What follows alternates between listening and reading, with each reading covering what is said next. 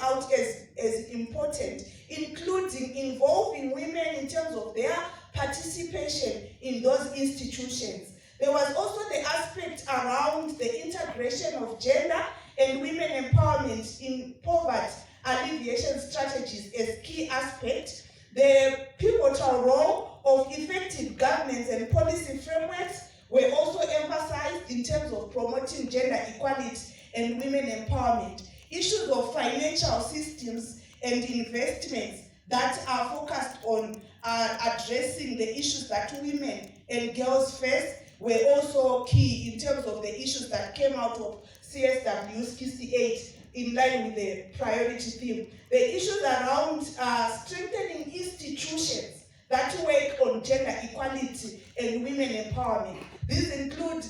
institutions such as us, the National Gender Machinery, the Zimbabwe Gender Commission, the civil society organizations, and any other institutions that have a focus on promoting women empowerment and promoting gender equality. So in summary, I can say with regards to the priority theme, of course the other strategies were emanating from those key aspects. With regards to the review theme, it called for tangible infrastructures and systems that uphold women and girls' rights and opportunities, particularly with calling for greater investments in social services as it related to issues of infrastructure as well as social protection systems. I had indicated the core that were advancing the program of CSW68, but also to mention that the issue of side events that the CD has highlighted was an important aspect in terms of our learning at CSW68. So it also contained a major component in which, particularly for us who arrived at New York late, we focused on attending side events, and our minister represented us in the core meetings of CSW. So the side events were also very beneficial, and these side events were organized by different stakeholders, be it governments, civil society organizations, development partners, and the center around those side events were also around the priority theme as well as the review theme, but also others also focused on any other themes as they also desire. But the main focus area was around the priority theme and the review theme. And just to re-emphasize the issue that for us in Zimbabwe, we also managed to host our own side events. And I take note that as earlier speakers were highlighting too, of course we had two major side events that we hosted, but we also had the third one that we hosted in collaboration with UNDP HQ as well as UN Women HQ, which focused on women in judiciary in Africa, justice solutions for equality and development, to which we were recognized on our initiatives or what we are doing as a country in terms of promoting women's participation in judiciary. So in this particular side event, it was upon recognition of Zimbabwe efforts and progress to which it was considered necessary that we co-host this side event working with UNDP as well as UN Women. It is also important to note that beyond our three major side events, we participated in other countries or organizations' side events. Other side events, our principals were, particularly our minister, was requested to be a panel, and in some instances she also had to delegate the different principals that were there, as was highlighted earlier on. But she represented us in so many side events where she was requested to share Zimbabwe experiences on various gender equality and women empowerment themes, and also to participate as speakers. But in other side events, we also just participated to benefit, follow processes, to contribute as the whole delegation were deployed around the different side events that were conducted. So in those processes, we also managed to take experiences, to take best practices. And from all these have been happening in terms of the core program areas, the side events, all these in terms of the contributions, in terms of the outcomes, recommendations, as Young Women has indicated, the outcome was the agreed conclusion, CSW68 agreed conclusions,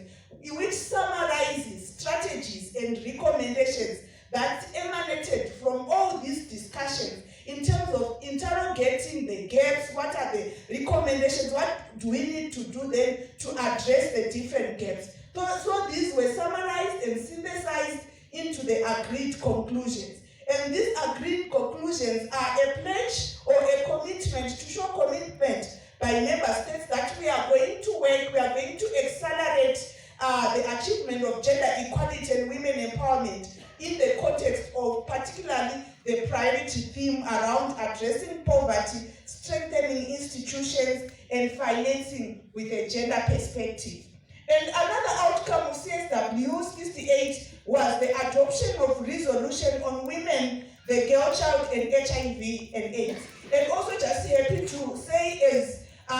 the region, our SADC also hosted or sponsored and contributed to the adoption of this resolution, where even our minister, as the incoming chair of SADC, was part of the processes or the side event that discussed and deliberated on this resolution, which was also a key outcome of CSW68. Okay, so I'll now summarize the key recommendations that we as Zimbabwe, particularly as from the government perspective, as we consolidated the best practices or the key issues that we noted around CSW68 for consideration in our country. As it also had a focus on financing, the most important aspect was around strengthening gender responsive budgeting. So there were different recommendations that we can look at in the CSW conclusions, but also drawing from the different side events, the most important issues was the encouragement that countries or member states fulfill commitments, the different commitments with regards to obligations related to financing for the achievement of gender equality. The issue also that related to the review theme around looking beyond just focusing on how our ministries of finance manage their finances, but also to focus on how the public sector also include or encompass issues around spending on social services. And this was showing the linkages with regards to the priority theme as well as the review theme. And also the issue around the development and implementation of methodologies and tools for tracking, for monitoring, for evaluating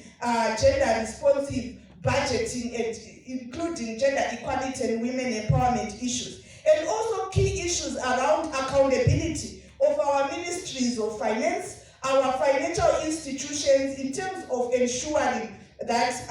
finances are mobilized equitably and spent on issues that also address gender equality and women empowerment. And key issue also that came out or as a theme is around women and SMEs financial inclusion, where it was also noted that there is need to address barriers to women's financial inclusion and SMEs financial inclusion, and adopt ways and address the underlying issues that hinder women's inclusion in our financial institutions and different platforms. So there were also the several recommendations with regards to what we can do to ensure women and SMEs financial inclusion. It also had an emphasis around women's representation